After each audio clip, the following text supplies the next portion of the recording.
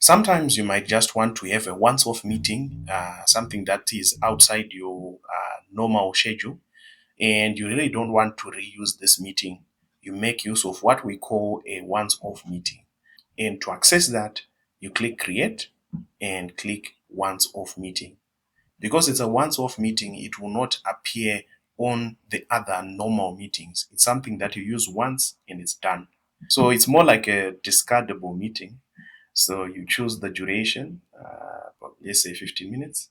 You can add other hosts, but right now we're not going to do that. You then choose the times that you want the meeting to occur. You can choose 1 or 2 times. So let's give the person options on the 7th. Now we have 2 times selected, and then we go to the next part. So the person will have an option to select between the 2 times on that particular day. Right? You can edit the same by going back to edit here and changing the information. You can even add that time. After that, you then go to the event name. You then choose the location that you want and then add instructions for that person. So you have optional settings here. The first optional setting is reserve times.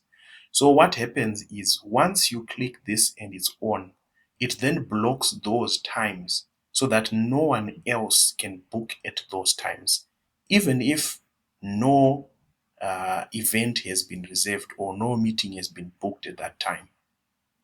Once you do this, you then go to share meeting link. You then share this meeting link with the person, and then they can go and book that event. So that's how you create a once-off event.